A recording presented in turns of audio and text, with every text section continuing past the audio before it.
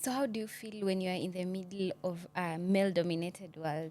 For example, you're directing and in the middle of men. Do you feel like that somehow affects you in a way, or do you feel more powerful? I do feel powerful. I really do. Especially when I'm the one who's written and directing, because I feel like the tip of the spear. You Yeah. know, like you're the one directing the story, and people are looking up to you. I think you also need to have a lot of confidence with yourself, because there are also some times that people ask you questions like, "Are you sure this is what you're supposed to do?" And it's very possible for you to second guess yourself.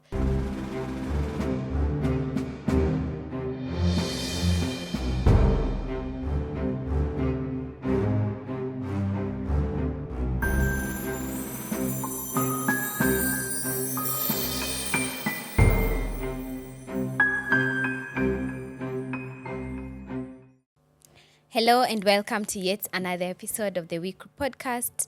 Today we have an amazing lady. She is the first lady in this podcast. Her name is Margaret Gathenya. We are so excited because we are going to dive deep into stories behind the scenes.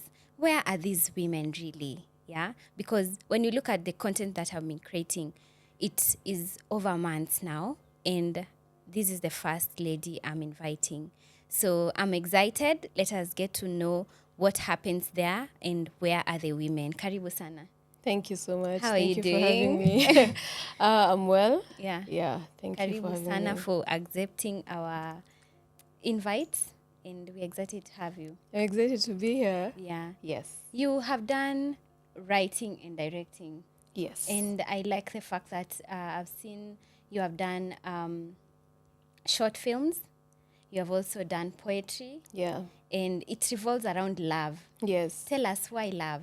I'm a lover girl. I love love. I love seeing it, experiencing it, sharing it. I think it's the strongest force on earth, and I think it was basically created to make us cope with life. Because imagine ukiwa na stress and then you just go home to your loved one and they tell you it's okay. Tomorrow is another day. You feel even nice. You feel ready for another day. So I was just naturally drawn to that genre because I'm just such a lover girl. Yeah.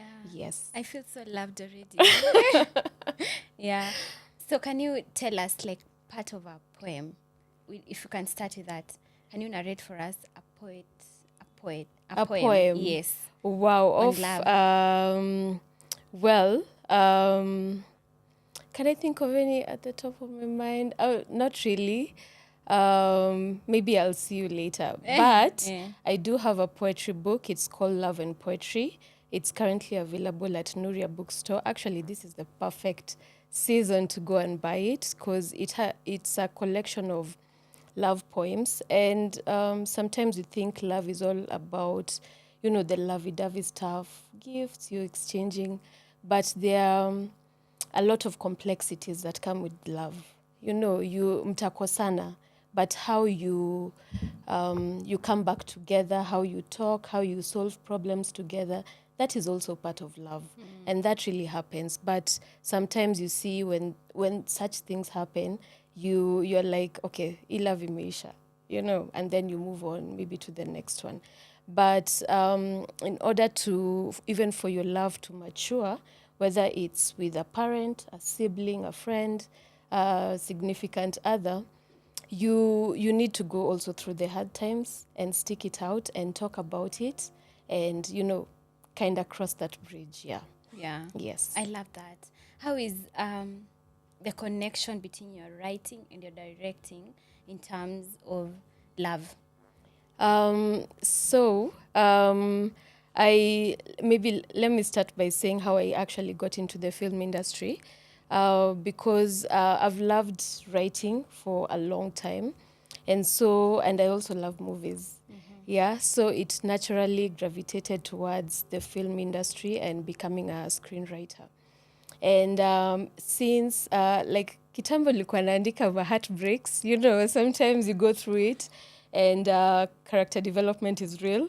But even as I grew and developed as a person, I started becoming self-aware about the things that I love, the things that I want to share and experience with others around me.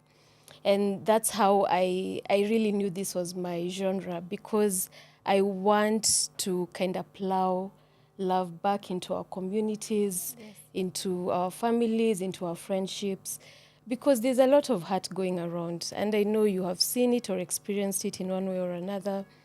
And it is something that I think we can solve if we just have a little kindness, Yes. a little love towards each other. So my first film is actually about love, and it's called Too Little Too Late. I'm going to premiere it next month. Yes. I shall communicate We are when and waiting. where. But the essence of the story is about a missed chance at love. You know, sometimes we take love for granted. You have your friend, you really love them, but you don't want to tell them, and you decide to have friends with benefit, maybe kind of vibe, but maybe one wants to take it to the next level, the other one doesn't. And then that opportunity passes you by, and this other person moves on without you. And now you're like, oh my God, how can you move on without me? I thought you said you loved me. But if you're not on the same wavelength, even in your mindset, in the way that you're thinking about your future, mtu atakungojeaje surely, you know. Yeah, so that is what motivated me to make that film. It's actually a short film around, I think I can estimate around 10 minutes. It's still in post-production, and I'm really excited to share it with the world. Yeah. Yes. I love the fact that you took that angle, because when you look at love, love is something we all need Yes. and we all experience.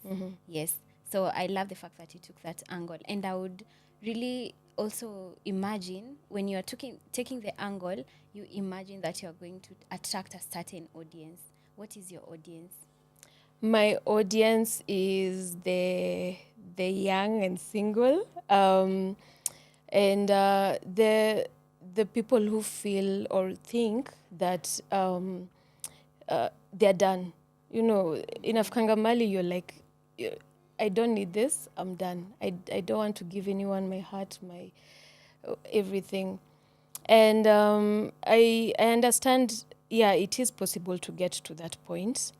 But the real challenge comes when you're now bouncing back. And I think we should always be willing and ready to bounce back and to allow it to come back into our lives, because it just makes everything so wonderful, so lovely. As in, even if you don't have someone specifically that you're dating or you're in a relationship with, you can still start by showing yourself love. And I think that also sets a template of how you expect or want to be treated by someone else who will come into your life. Yes. And that makes you attract that person to you. So usi give up. Like that's just what I want to show with my stories, my poems, the movies that I have coming up, that it's still possible to bounce back and to fall in love even harder. Yeah. Yeah, and don't be afraid of it, because ako kafia kana kujanga ni zile za, imagine after you've healed and then someone else takes me through character. So don't be afraid. Be open, at least open, but also be smart, be cautious, but be ready to accept it when it comes to you. Yes. Yes. I love that, because this morning I was just talking to a friend and she was telling me how this year she would love to take a break and focus on doing things for herself, so that when someone comes in her life, he's also able to catch up. Not like when he comes and she's not really loving herself, buying the nice things for herself, then she's expecting a lot from the other person. Yeah. Yeah. Exactly. I think that's an amazing way to go about it. I remember I also did that when I tuliachana na in my last relationship. It's always good to give yourself time to heal, to recuperate, to also bounce back and find yourself. Because when what happens when you're dating someone, you're so together that your what you love blurs. Especially as a woman, you start watching ball. I'll put that in quotes because maybe he's watching ball and you're seated with him. Yeah. You start your interests kind of merge that when you're alone, you don't really remember what you loved in the first place. So it's always good to give yourself time to heal, to recuperate, and to expect more of what you want. You get, if you weren't receiving it from that person, how will you know when it comes? You get, you have to give yourself time, watch nice movies, listen to good music, love yourself, know the kind of standard that you want to set. If you, like you said, buy yourself flowers, take yourself to dinner, dress up, things like that. And I tell you, it feels amazing, even as a person, because it even changes your mindset about how you yourself give love. Yeah. Yeah. Yes. Love is give and take. It's give and take. True. Yes. Yeah. So let's turn to your work now. Yes. Now, you are a director, Yes. which is few ladies do that. Yeah. Unless I'm not aware. But in my research, I see less ladies, they do that. And how did you get to be a director? Well, funny story. So when I was making my first film, I wanted to collaborate with this amazing videographer. And so I told him, you know what, to shoot this film, I think I need to look for a director. And he told me, why do you need a director? So you direct it yourself. And I told him, I don't think I'm capable. And surprisingly, around that time is when Ruben Odanga was having a masterclass in town. I think it was Nairobi Cinema. And it was actually very affordable. I hope so many people went for it. And I went for that masterclass, and it opened my mind in a way I hadn't seen before. And I was like, you know what? I'm going to take the extra step and direct my film, because it was what I had written. And it actually made sense because since I wrote it, I had a clearer vision of how I wanted it to be executed. But I think I was just a little timid about being in a room full of people and you're the one who's telling them what to do, you know. But once I was there, because I had an amazing team, and we had a couple of bumps even when we were planning for it, which kind of taught me a lot. Sometimes these things happen so that they can teach you or prepare you for something that's coming, that's bigger. And so I took up that mantle and I decided to direct it. It took about I'll say around 2 months of preparation. Wow. Because I did the casting, and I don't know why guys are afraid of having emotional roles. Because the role I want for the guy was a little bit emotional. And you'd ask someone, would you play this part? And they're like, okay, call me when you have some gangster stuff. And so it was very difficult getting the guy. Yeah. And then when I got the guy, the lady dropped out. Hey, I was like, okay, please, what is this? I felt like, at some point, I felt like maybe I'm nikajishuku kidogo. And that's where you actually need to be kind and talk to yourself in a positive way, because you are capable. It's just that sometimes you get bumps along the way. But you have to get over that because you have that vision. And so it was a day, the shoot took a day, and we were so in sync. Everyone was just in sync. I'm actually glad that this is the cast we got, this is the crew we got. And yeah, after that, when it came to the next film that I shot, I even took it with more confidence, because I was like, yes, handled the previous. I handled the previous, I can do this. And I'm also working towards even bigger projects. Yes. And I love the fact that you are able to go about that challenge. Do you think that's a thing with women where we can't stand heavy things and you just like maneuvering such thing can really discourage someone to stop it? Yeah, true. It's very easy to call it quits when you get such a hurdle. But I also think that it's always advantageous if you have a very good support system, and that's what I have. My mom and my sis are very supportive, very encouraging. Because I remember when I lost, okay, not really lost. That sounds like they died. When I was having trouble with my cast at that point, and I was like, sis, I don't think I can do this. And she's like, you've come this far. See it through, see where it takes you. Eh? And it even gave me the morale to move forward. So make sure you have also a very supportive system around you, and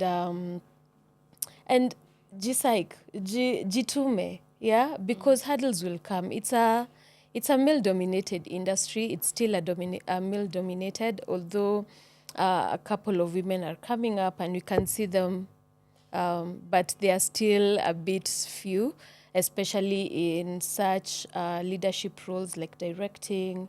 um, I don't see very many women in sound, and also as DOPs, videographers.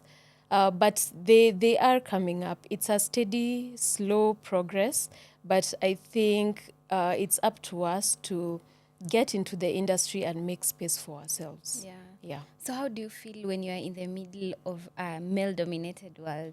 For example, you are directing and in the middle of men. Do you feel like that somehow affects you in a way, or do you feel more powerful? I do feel powerful. I really do. Especially when I'm the one who's written and directing, because I feel like I'm the tip of the spear. You Yeah. know, like you're the one directing the story, and people are looking up to you. I think you also need to have a lot of confidence with yourself, because there are also some times that people ask you questions like, "Are you sure this is what you're supposed to do?"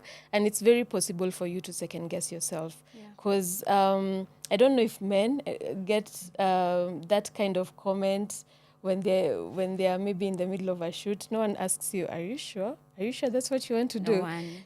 Maybe you want to change. Maybe it's something very simple, like instead of putting a shawl here, you put it here, or maybe you want to start a scene earlier than later, and someone asks you, "Are you sure?" Or that's not what was on the script, and that is actually something that happened to me. Yeah. But I knew the story, and you have to be to answer. Okay, not really, like with confidence, be assertive, and step up to that challenge. Yeah, if no one is there to create that space for us, you need to be able to say, yeah, this is what I want to do, this is the area I want to develop in. It's going to be a couple of challenges, but anything is possible. Yes. Yeah. Let's talk about money. Yes. Yes. Hey, Where? how do you source for funds? Um, Currently, the films that I've made so far, I've funded them myself. The first film I co-funded with the videographer, and it's not easy. It's not easy self-funding. I honestly don't know how people get funding, but I know there are grants which support filmmakers, and it's always good to try out for those grants. But I also think they control your story, because I think they come with stipulations, and it's very hard to self-fund, but I like this strategy that Phil TV usually do, where they crowdsource.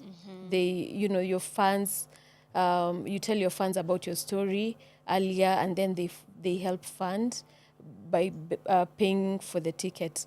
And I think it's such a good way to also, a strategic way to also market, because now there's this kind of anticipation. Oh, I can't wait for this story to come out. Maybe there are teasers ahead, and oh my God, now I'm diving into It's marketing okay. instead of. Yeah, it's fine.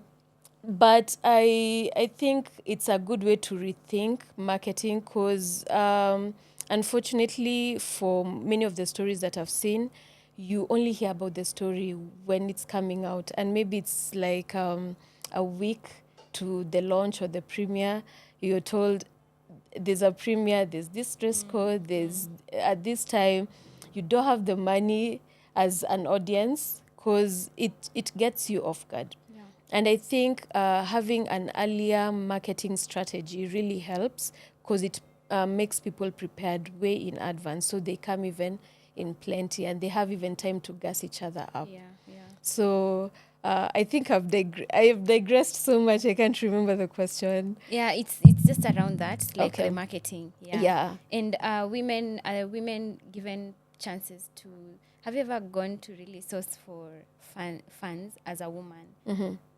I haven't yet, Okay. but I would.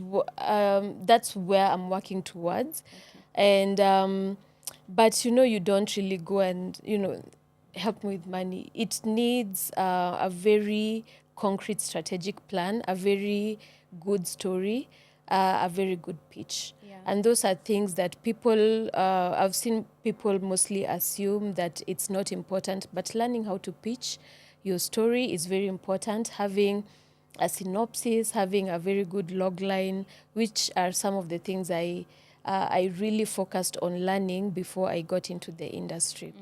And I remember my mentor, the one who was hosting most of these master classes, his name is Kajetan Boy, a very big name in the industry. And he started with teaching us those things, the log line, the structure, the plot, because he said, if this freaks you out and you are unable to do this, then it kind of shows this is not where you want to be. Because most people think film is just about the glitz and the glamour. It's actually a lot of hard work, a lot of groundwork, especially when you're going to source for locations, walking around, getting burnt in the sun. It's a lot of work. It's a lot. So lazima ujitume. I want to get to that point where like I have a very big idea, a very concrete pitch that I can, pitch for funding. Yeah. Yes. Yeah, it will get there. So as we conclude, I wanted to know, how prepared are you for the awards? There's Kalasha Awards coming up. How prepared are you? Where? And what are you looking forward to? I'm looking forward to see new names. I'm hoping to see new names being mentioned, new stories being mentioned, new films being mentioned.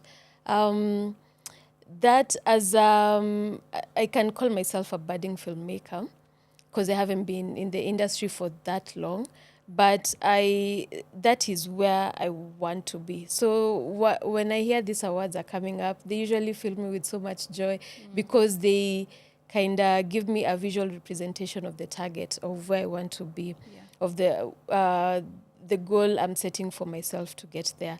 So I'm looking forward to it, to see which names are being mentioned, because it also kind of psychs me up to want to also approach these people and kind of see if we can do something together, or if I can make a script that they would be willing to take part in. Yes. Thank you And so it's much. also sorry. It's okay. And it's also like it shows that our industry is steadily growing. Yeah. Yeah, one thing I know is that the industry is so growing. Yeah. Yes. And women will be more represented, especially Yes. people like you who are paving ways. More women will be in the industry and work behind the scenes. Yes. Yes. And behind the scenes is where the work is. Probably there's so much work. Yeah. There is. Yeah. There is, yeah. Is that why women fear? Maybe, yeah. I think because the equipment is heavy and it's expensive. You don't want to fall with it. But I can honestly say there's nothing to fear. If you come to a set and you're very hands on, you are able to learn. You are able to learn how to do it.